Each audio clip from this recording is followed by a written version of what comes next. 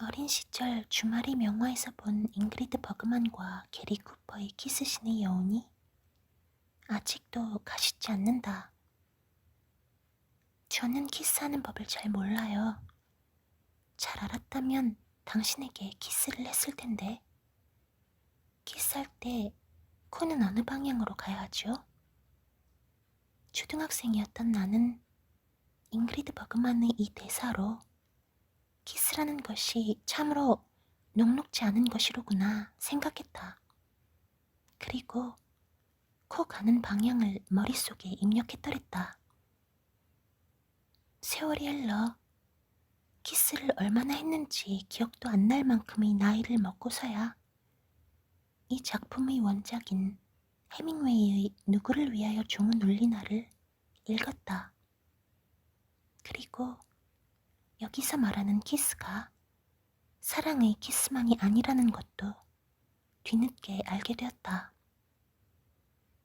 미국인 로버트 조던은 대학에서 스페인어를 가르치는 강사다. 스페인 내전이 일어나자 휴가를 내고 스페인 공화국을 돕기 위해 내전에 참가한 것이다. 그의 임무는 적의 공격 루트인 다리를 파괴하는 것. 안셀모라는 노인의 안내로 그를 도와줄 게릴라 파블로라는 사람이 이끄는 민간인 부대 사람들과 작전 계획을 세우게 된다. 그곳에는 19이 어린 아가씨 마리아가 게릴라들을 돕고 있다. 그녀는 파시스트들에게 공화파 시장이었던 아버지와 어머니를 잃고 자신도 집단 강간을 당해 죽어가다 게릴라들의 손에 구원받아 그들의 일원이 된 것이다. 로버트 조던은 이 마리아라는 아가씨와 사랑에 빠지게 된다. 전쟁통에 마음의 상처를 입은 마리아는 로버트 조던의 사랑에 취해 세상을 다시 살아갈 활기를 찾게 되는 것이다. 한편 게릴라 부대의 대장인 파블로는 다리를 폭파하는 작전에 회의적이다. 산전수전을 다 겪어본 그의 눈에는 너무 위험하다는 것이다. 여자답지 않게 지략과 용맹성을 갖춘 여장부인 파블로의 아내 필라르는 파블로와談판을 통해 다리를 폭파시킬 것을 설득하며 혼란을 수습한다. 전쟁이라는 힘든 상황에서도 적은 멀리에만 있는 것이 아니다. 로버트 조던은 이렇게 독백한다. 무엇을 해야 할지 결정하는 것은 네가 아니야. 넌 다만 명령에 복종할 뿐 그 이상은 생각하지 마. 이번 명령은 아주 명료해. 지나칠 정도로 명료하지. 하지만 걱정할 필요도 두려워할 필요도 없어. 만약 네가 공포라는 사치를 스스로에게 허용한다면 그 공포심은 너와 같이 일할 다른 사람들에게도 전염될 거야. 5월의 봄, 갑작스런 눈이 내리고 공격 계획이 적에게 탄로날지도 모른다는 조바심에 로버트 조던은 동료 안드레스를 사령부로 침투시킨다. 안드레스는 작전 명령을 내린 골츠 장군에게 연락을 취했지만 아군의 전투기는 이미 이륙을 하여 투하 명령만을 남겨둔 상황이어서 공격을 막을 길이 없다. 이제는 어쩔 수 없이 다리를 폭파해야만 한다. 어둠을 틈타 교량에 폭약을 설치하지만 파블로가 자동 폭파 장치를 없앴기 때문에 수동으로 폭파해야만 한다. 파블로가 승산 없는 전쟁을 피하기 위해서 없애버린 것이다. 하지만 전쟁은 관성이 붙은 공과 같아서 일단 시작되면 누구 한 사람의 힘으로는 절대 막을 수 없다. 이제 파블로도 로버트 조던도 다리를 폭파해야만 살아남을 수 있다. 동지로서. 그 와중에 적군이 다리를 건너려고 몰려오고 안셀모는 도화선을 끌고 와 로버트 조던에게 넘겨주다 그만 넘어지고 만다. 안셀모는 적군의 포화 속에서 더 이상 일어날 수 없게 되자 조던에게 자신은 생각하지 말고 다리를 폭파하라고 말한다. 로버트 조던은 하는 수 없이 다리를 폭파하게 된다. 한편 파블로와 필라르가 이끄는 게릴라 무리는 적의 군대를 저지하다가 조던과 합류하여 말을 타고 탈출을 기도한다. 노련한 파블로는 일찍부터 다리 폭파 이후의 동선에 몰두했던 것이다. 모든 사람이 무사했으나 로버트 조던은 포탄을 피하다가 그만 말 아래에 깔려서 다리가 부러지고 만다. 말을 타고 갈 수 없게 된 로버트 조던을 보고 마리아는 함께 남겠다고 울부짖지만 로버트 조던은 마리아를 설득시킨다. 이제 당신이 곧 나야. 당신도 확실히 그것을 느껴야 돼, 토끼. 내 말을 잘 들어, 토끼. 정말로 나도 가는 거야. 당신에게 맹세해. 자, 이제 우리 둘을 위해서 어서 가. 정말이야. 이제 우린 당신 안에서 함께 가는 거야. 이제 모두가 떠나고 홀로 남은 로버트 조던. 마리아와 함께 떠나고 싶지만 이미 죽음을 인지한 만큼 다리를 움직일 수 없다.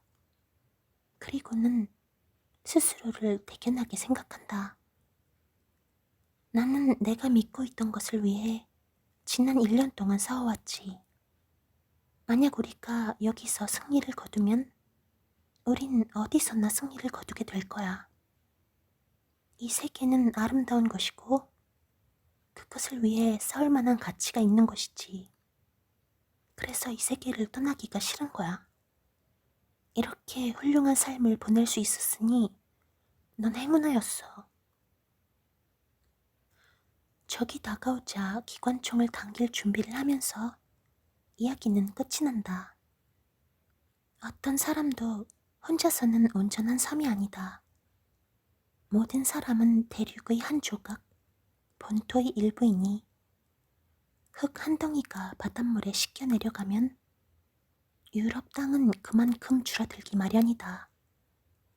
한 고지 씻겨 나가도 마찬가지고 그대의 친구나 그대의 영토가 씻겨 나가도 마찬가지다.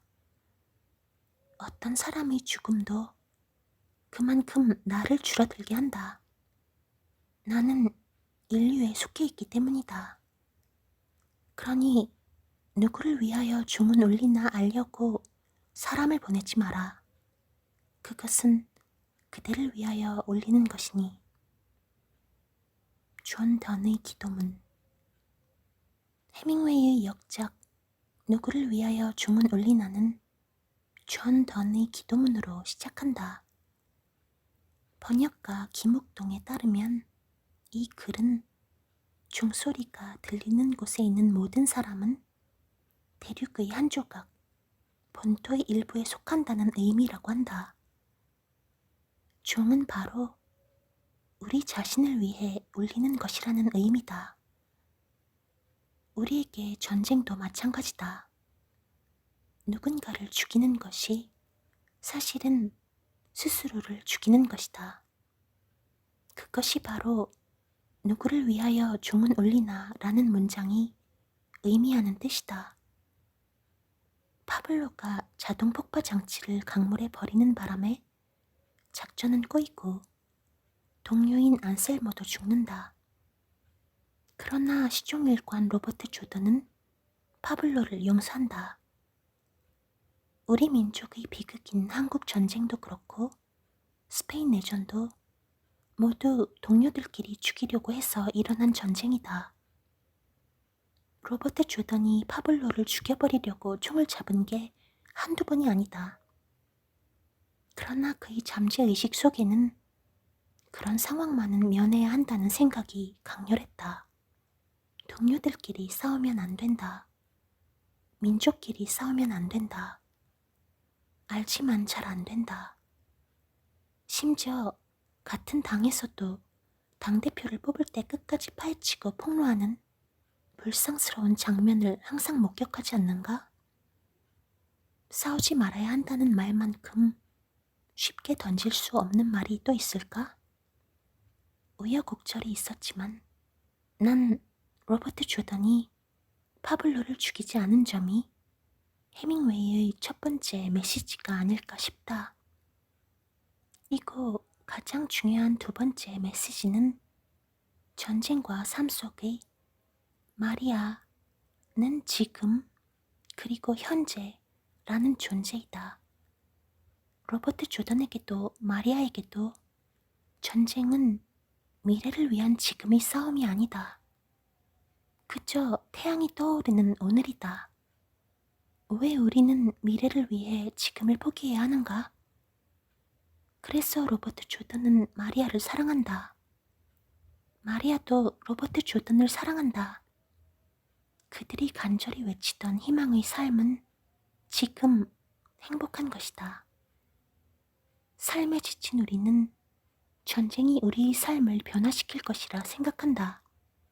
하지만 이기는 사람에게조차 엄청난 축복은 따라오지 않는다. 그러니 전쟁이라는 것이 인간에게 얼마나 위험한 것인가? 서두에서 언급한 마리아가 조던에게 키스를 하는 장면이 생각보다 로맨틱하기만 하지 않았다는 것은 그녀가 사랑을 알기 전에 능욕을 당했다는 점 때문이다. 사랑을 알기 전에 능욕을 당했기에 마리아에게 키스는 구원이었다. 게리 쿠퍼와 잉그리드 버그만의 키스는 치유의 키스요, 치료의 수단이었던 것이다. 누구에게나 그런 치료 수단이 필요하지 않을까? 당신의 오늘은 마리아와 조던이 그토록 꿈꾸던 지금이다. 이제 다시 책을 덮으면서 나는 얼마나 지금을 충실하게 살려고 노력하는가 반성해본다.